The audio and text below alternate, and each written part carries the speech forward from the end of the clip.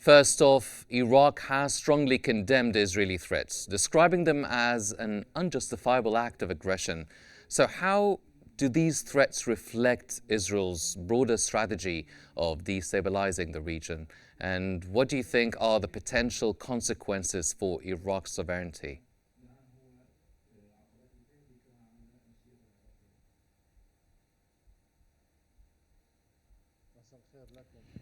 Good evening to you. Yes, the Israeli limits in war we've previously said wouldn't be stopped to the science-speak borders, as they are talking about a new Middle East.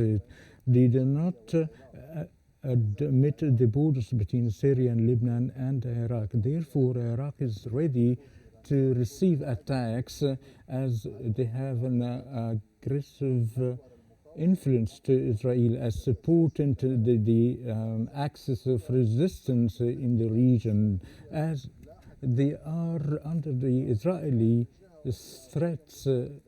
And from the other hand, they are supporting the operations of resistance against Israel. Such support had several features, among of which political and even militarily.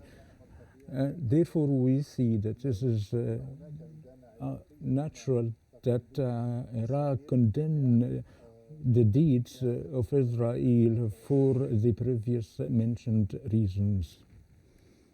So the Arab League's emergency meeting has been seen as a necessary step to confront the Israeli aggression.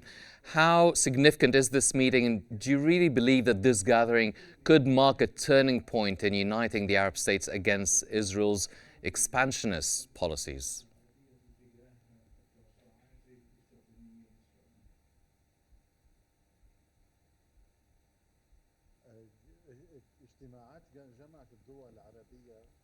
The meetings of the League of Arab States might seem that late meeting that should begin since the 7th of October following the events of Syria and Lebanon, as well as the Egyptian borders, etc. But we shouldn't stop at the meetings of the last. We're talking about the Arab gathering. We're not talking about the people, we're talking about the leaders. There are two lineups, or even three. Firstly, there is a support to the Palestinian people and by the Arab people. This is normal, but there are two political lines that they are against the expansion of Iran in the Arab lands or the states that under the League of Arab States and other countries that work in establishing the peace, that has the two perspectives around the Palestinian cause, which is an essential one between the two-state solution and the no recognition of Israel.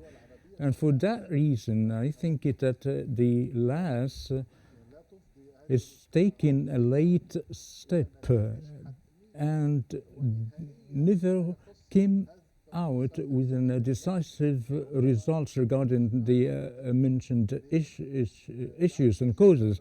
But their meetings are important in supporting the Palestinian and the Lebanese peoples, and they are affected by such an aggression by Israel on that level. But on the political level, we know very well that there is an impact by America and Europe.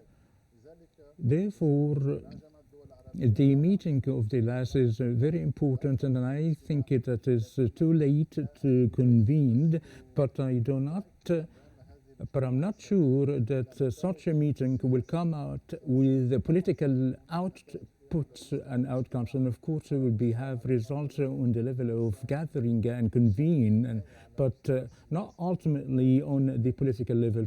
It is good for the last to convene periodically, as it is an Arab issues and within the Arab lands. Now, Israel continues to frame its actions as defensive measures against alleged threats, yet its operations repeatedly violate the sovereignty of neighboring countries. So how can Iraq and the region counter these justifications and hold Israel accountable for its violations?